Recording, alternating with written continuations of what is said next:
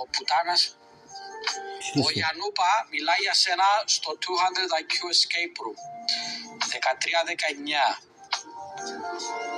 Ωραία, για να δούμε. Λοιπόν, μισό λεπτό. Γιαννούπα. Έγραψα Γιαννούμπα. Γιαννούπα. Ποιο βίντεο, παιδιά. 200 παϊδεύτηκα. Wow. Μαλάκα, ο Γιαννούπας κάνει CL Show content. Δείτε εδώ. Κάνεις GL Show content. Οκ, εντάξει, με το δικαίωμα σου. Σε ποιο λεπτό, 30-19. 30-19.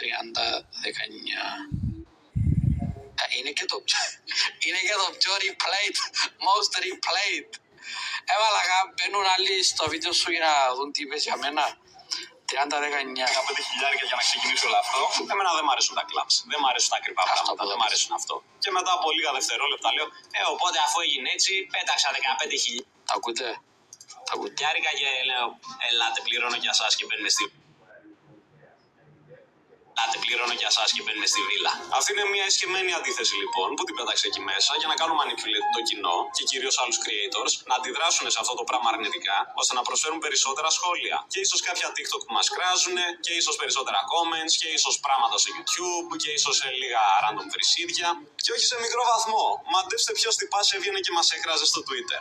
No other than freaking Tuesday. Με ένα τόσο απλό κόλπο κατάφερα να κάνουν manipulate το. Ωρε μαλάκα, το έχει πάρει εκεί. Όχι ρε μαλάκα, περίμενε. Ωρε Ανούπα. Πρέπει να το πάρουν πιο πίσω. Γιατί πας τώρα να πεις τόσο μεγάλη μπουρδα. Oh my lord. Αγού, δεν θα σε κράξω. Δεν θα πω τι μαλάκες και όλα αυτά. Περίμενε. Τώρα περίμενε, χόταν. Τώρα λες ότι οι μαλακίες που κάνεις τις κάνεις απλά για να σε κράζουν άλλοι. Ποιος είσαι ο Σίνμποϊ? Τον τρόπο. Όλοι κάνουν manipulate το κοινό τους και δείχνουν. Μιλάει πολύ. Περίμενε. Παιδιά, από πού ξεκίνησε όλη αυτή την κουβέντα? Γιατί είναι ενδιαφέρον κουβέντα. Εφαρμόζω αυτή την τεχνική. Όλοι οι YouTubers υψηλό IQ στην ουσία, φτιάχνοντας ένα εύκολο σχήμα. Ακούτε καλά, by the way? Το ακούτε καλά?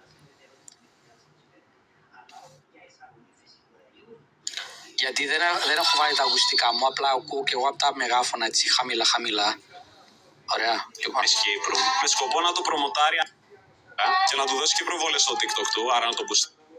Ζούλης, μη φτιάχνεις escape room άμα δεν μπορεί. Και τώρα κιόλας, αν βλέπει και το stream κιόλας ή το δει μετά ή κάτι, θα λέει, είδες, τα κατάφερα, ο Τούτσε βλέπει τώρα το YouTube.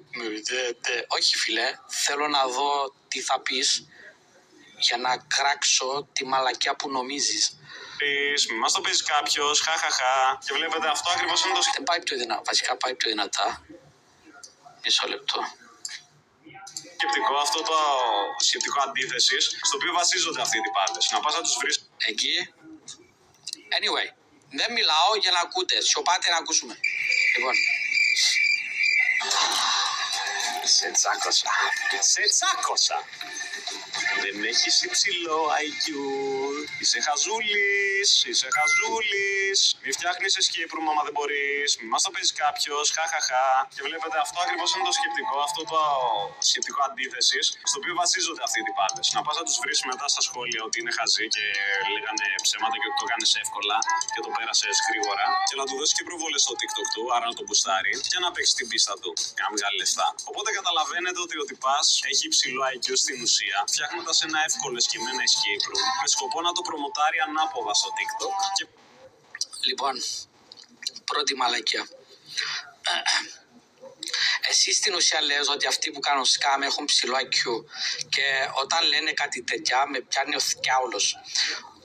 Δεν πρέπει να έχεις ψηλό IQ και δεν είναι εξυπνάδα να κοροϊδεύεις τον άλλον ή να κάνεις τρίκ τον άλλον. Π.χ. όπως είπες τώρα, αυτός έκανε εύκολο escape room για να το κράξουν άλλοι για να πάρει σημασία.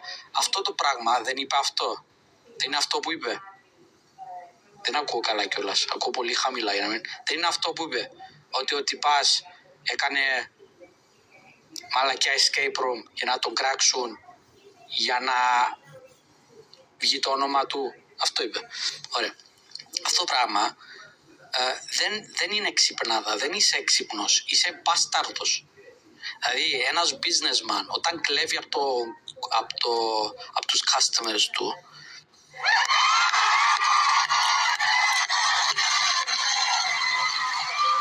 και μετά, καταλαβαίνετε, και μετά ο κοτσίρος ο Καρπούζης λέει για μένα. Εκτός αν το λέει ειρωνικά. Κάποιος λέει στο chat το λέει ειρωνικά. Αν το λέει ειρωνικά, οκ. Έχετε κριτική σκέψη πάντα σε ό,τι βλέπετε. Ακόμα και σε αυτά που βλέπετε από μένα. Γιατί και εγώ εφαρμόζω αυτή την τεχνική. Όλοι οι YouTubers που βλέπετε κάνουν manipulate το κοινό τους με αυτόν τον τρόπο. Όλοι κάνουν manipulate το κοινό τους και δείχνουν μια εικόνα. Άμα έχεις κριτική σκέψη όμως μπορείς να βρεις και πώς και πού το έκανε. Και δεν λέω. Δεν μου φαίνεται σαρκαστικός, δεν ξέρω. Μου φαίνεται ότι το εννοεί, δεν ξέρω τώρα. Γιατί μετά μιλάει για το tweet μου. Και εγώ το κάνω μερικές φορές. Δεν είμαι αθώος. Ναι, δεν είναι σαρκαστικός, το εννοεί αυτό που λέει. Κανείς δεν είναι αθώος. Και ένα ωραίο παράδειγμα που θα σας το πω ευθέως, τέλος πάντων, για να καταλάβετε λίγο περί τίνος πρόκειται. Ένα ωραίο παραδειγματάκι τώρα που έχουμε πει σε αυτό το topic. Στο βίντεο που ξεκίνησα με τη βίλα, τέλος πάντων που ανακοίνωσα ότι μετακομίσαμε στη βίλα, έβαλα ένα hidden πράγμα.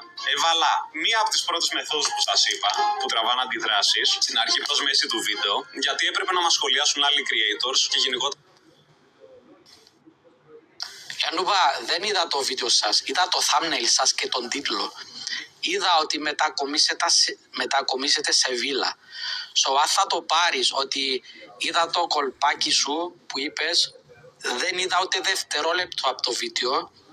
Είδα το thumbnail και τον τίτλο και δεν το πάτησα καν. Πρώτο, να το ξέρεις.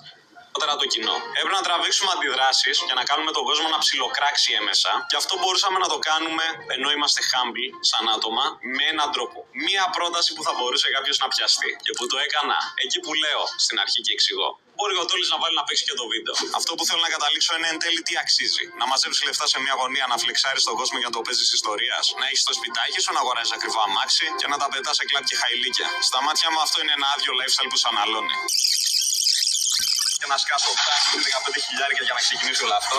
Εμένα δεν μ' αρέσουν τα κλαμπς. Δεν μ' αρέσουν τα ακριβά πράγματα. Δεν μ' αρέσουν αυτό. Και μετά από λίγα δευτερόλεπτα λέω, οπότε αφού έγινε έτσι, πέταξα 15.000 και λέω, ελάτε, πληρώνω για σας και μπαίνουμε στη βίλα. Οκ. Νομίζω ότι θα καθόταν κάποιος YouTube να ασχοληθεί με αυτή τη μαλακία δηλαδή.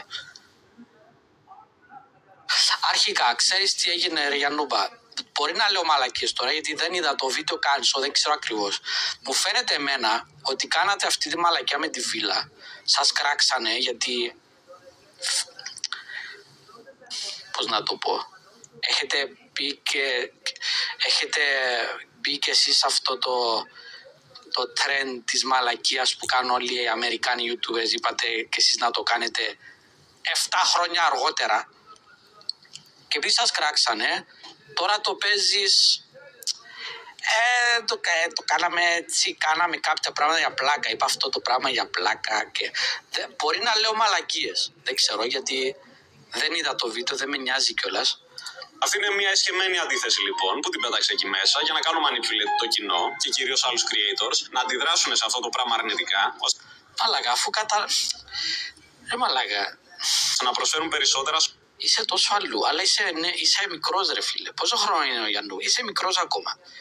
Δεν μπορώ να σε κράξω, γιατί είσαι σαν παιδάκι που δεν έχει μάθει ακόμα να σκέφτεται σωστά. Ξέρεις, όταν ένας 10χρονος κάνει μαλακία, δεν μπορείς να πεις και πολλά, γιατί καταλαβαίνεις ότι είναι παιδάκι που δεν σκέφτεται σωστά ακόμα. Και εσύ ρε Γιάννουμπα, είσαι παιδί ακόμα, είσαι νεαρός. Ας πούμε αυτά που κάνεις τώρα θα τα δεις σε 10 χρόνια και θα πεις πόρε μαλάκα cringe, καταλάβεις. Οπότε τι να σου πω τώρα, αλλά μισό λεπτό να δούμε τι είπε για μένα. Σχόλια και ίσως κάποια TikTok που μας κράζουν και ίσως περισσότερα comments και ίσως πράγματα στο YouTube και ίσως λίγα random βρυσίδια. Και όχι σε μικρό βαθμό. Μαντέψτε ποιος τυπάς έβγαινε και μας έκραζε στο Twitter. No other than freaking Tuesday. Με ένα τόσο None other, όχι no other. Άλλο κόλπο, κατάφερα να κάνω manipulate τόσο εύκολα μέχρι και τον Ντούτζεϊ, που είναι ένας από τους μεγαλύτερους Έλληνες YouTuber. Πρώην μεγαλύτερος YouTuber στην Ελλάδα. Με ένα τόσο απλό κολπάκι καταφέραμε να κοροϊδέψουμε τον κόσμο ως προς το να κάνει αυτό που θέλουμε. Και αυτό γίνεται. Ωρε μαλάκα, ο Γιαννούπα τώρα νομίζει ότι με έκανε. Να τελειώσει την κουβέντα. Καθημερινά. Οπότε, ποιο είναι το μότο μου πλέον, βλέποντας τόσο πολύ κόσμο να κοροϊδεύει το κοινό του? Το μότο μου πλέον είναι απλό. Κοροϊδεύσε τους creators και εκμεταλλεύσου αυτούς για να κάνουν τη δουλειά του κοινού σου. Άμα κάποιος είναι μούλος creator και σκεμμένα χρησιμοποιεί περίεργες τεχνικές για να κάνει το κοινό του να τον αγαπήσει ψεύτικα και να λειτουργήσει ως προς το όφελός του, εκμεταλλεύσου τέτοιους creators με έναν τρόπο για να κάνουν το δικό σου καλό. Απλά να δουλέψουν, να κοροϊδέψουν για να τους κοροϊδέψεις εσύ. Και εκεί είναι μεγαλύτερη μου ευχαρίστηση. Το έχω κάνει. Ρε μαλάκα, είσαι βλάκας. Παιδιά, ο Γιαννούπας είναι βλάκας. Μου θυμίζει τώρα τον Simboy. Γιατί ο Simboy παραδέχτηκε. Θυμάστε που έδειξα τον Μάνο και τον Simboy σε vlog? Εκείνη τη μέρα μιλούσαμε και μου μιλούσε πολύ cool.